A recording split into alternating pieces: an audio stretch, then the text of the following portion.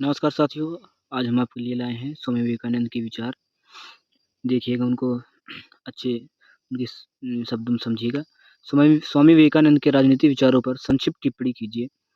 स्वामी विवेकानंद जी का कथन है कि मैं ना तो राजनीतिक हूँ, ना राजनीतिक आंदोलन चलाने वालों में से हूँ।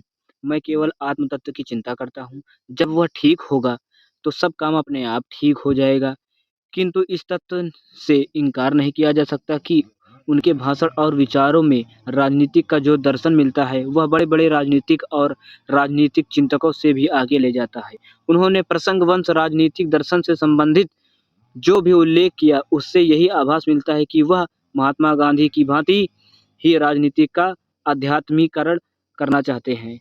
निम्न शीर्षकों के आधार पर कहा जा सकता है कि देखिएगा शीर्षकों के अध्ययन पर राष्ट्रवाद का आध्यात्मिक सिद्धांत, विवेकानंद के स्वतंत्रता संबंधी विचार, शक्ति और निर्भरता या संबंधी विचार अथवा प्रतिरोध का सिद्धांत, आदर्श राज्य की धारणा, समाजवाद संबंधी विचार, अंतर्राष्ट्रीय वाद एवं विश्व बंधुत्व, राष्ट्रवाद का आध्यात्मिक सिद्धांत।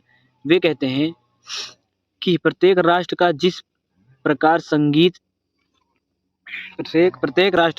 संगीत में एक प्रमुख मुख्य स्वर होता है, एक केंद्रीय विषय होता है जिसके ऊपर शेष अन्य वस्तुएं आधारित रहती हैं, प्रत्येक राष्ट्र का अपना एक निश्चित लक्ष्य भी होता है। उसके अतिरिक्त प्रत्येक वस्तु गौण है। भारत का विशिष्ट उद्देश्य धर्म है। सामाजिक सुधार तथा अन्य दूसरी वस्तुएं गौण स्थान रखती हैं। इस प्रकार स्वामी विवेकानंद ने राष्ट्रवाद के आध्यात्मिक विचार की नींव रखी, जिस पर आगे चलकर अरविंद घोष एवं महात्मा गांधी जी भारतीय राष्ट्रवाद का निर्माण किया। उन्हीं के शब्दों में ध्यान रखो, यदि तुम इस आध्यात्मिकरण का त्याग कर दोगे और इसे एक ओर रखकर पश्चिम की जड़वादपूर्ण सभ्यता के पीछे दौड़ोगे, तो परिणाम यह होगा कि 3 पीढ़ियों में तुम एक मृत जाति बन जाओगे, क्योंकि इससे राष्ट्र की रीढ़ टूट जाएगी। राष्ट्र की वह नींव जिस पर इसका निर्माण हुआ है, नीचे धंस जाएगी और इसका फल सर्वांगीण विनाश होगा। विवेकानंद जी के स्वतंत्रता संबंधी विचार को समझिएगा। स्वामी विवेकानंद जी स्वतंत्रता का अर्थ बहुत व्यापक था। उनका विचार था कि संपूर्ण विश्व का संचालन स्वतंत्रता प्राप्ति की संभावना से संचालित है। वह उत्थान की प्रथम शर्त स्वतंत्रता को मानते थे। विवेकानंद का मानना था कि संपूर्ण विश्व अपनी अनवरत गति द्वारा मुख्यतः स्वतंत्रता की ओर खोज कर रहा है। उन्हीं के शब्दों में शारीरिक, मानसिक तथा आध्यात्मिक स्वतंत्रता की ओर अग्रसर होना तथा दूसरों को उसकी ओर अग्रसर होने में सहायक देना मनुष्य का सबसे बड़ा तिरस्कार है। जो सामाजिक नियम इस स्वतंत्र के विकास से में संबंध बाधा डालते हैं, वह हानिकारक है और उन्हें शीघ्र नष्ट करने के लिए प्रयत्न करना चाहिए तथा उन संस्थाओं को प्रोत्साहन दिया जाना चाहिए जिनके द्वारा मनुष्य स्वतंत्रता के मार्ग पर आगे बढ़ता है। तीसरा है शक्ति और निर्भरता संबंधी विचार अथवा प्रतिरोध का सिद्धांत। विवेकानंद का राजनीतिक चिंतन के क्षेत्र में एक अन्य बड़ा योगदान उनका शक्ति एवं निर्भीकता का सिद्धांत तथा राजनीतिक शब्दावली में से प्रतिरोध का सिद्धांत, थ्योरी ऑफ रेजिस्टेंस भी कहा जा सकता है। विवेकानंद ने भारतीयों को शक्ति और निर्भीकता का संदेश दिया और उनके हृदय में यह संभावना भरने की कोशिश की कि शक्ति और निडरता के अभाव में ना तो व्यक्तिगत अस्तित्व की रक्षा हो सकती है और ना अपने अधिकारों के लिए संघर्ष ही किया जा सकता है। इस तरह अपने प्रतिरोध सिद्धांत के द्वारा विवेकानंद ने अप्रत्यक्ष रूप से वह संदेश दिया कि भारतवासी शक्ति, निर्भीकता और आत्मबल के आधार पर ही विदेश सत्ता से लोहा ले सकता है और अपनी राजनीतिक स्वाधीनता प्राप्त कर सकता है। आदर्श राज्य की धारणा को समझेंगे। स्वामी विवेकानंद ने आदर्श राज्य की अपनी धारणा का प्रतिपादन करते हुए कहा कि मानवीय समाज पर 4 वर्ग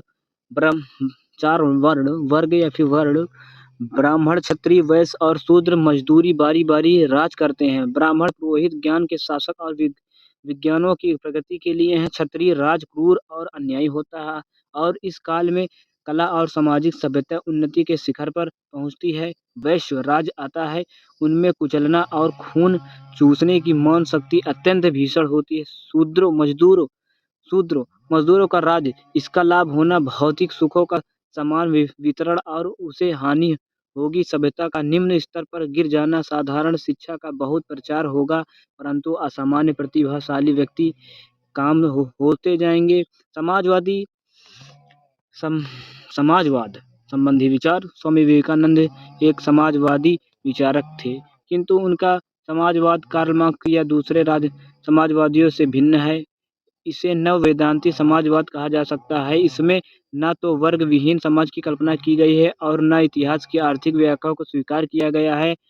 उन्होंने वर्ग संघर्ष को उचित नहीं माना, बल्कि उसके स्थान पर विश्व बंधुता पर जोर दिया। उन्होंने कहा कि मैं इसलिए समाजवादी नहीं हूँ कि वह पूर्ण व्यवस्था है, बल्कि इसलिए कि रोटी के नितांत अभाव से आधी रोटी बेहतर है। उनके समाजवाद को मानववादी समाज दर्शन भी कहा जा सकता है। अंतर्राष्ट्रीयवाद एवं विश्व बंधुत्व। स्वामी विवेकानंद अंतर्राष्ट्रीयतावादी एवं विश्व बंधुत्व के समर्थक थे। जहाँ अन्य प्रतिनिधि अपने अपने धर्म के ईश्वर की चर्चा करते, वहाँ केवल विवेकानंद ने सभी के धर्म के ईश्वर की बात की है। उन्होंने कहा है कि निसंदेह भारत से असीम प्यार था और भी हिंदू धर्म कथा समाज के उत्थान अभिलाषी थे, लेकिन संसार की अन्य किसी विद्यार्थी से अथवा राष्ट्र से उन्हें घृणा नहीं थी। उन्होंने एक बार कहा था, निसंदेह मुझे भारत से प्यार है, पर प्रत्येक दिन मेरी दृष्टि अधिक निर्बल होती जा रही है।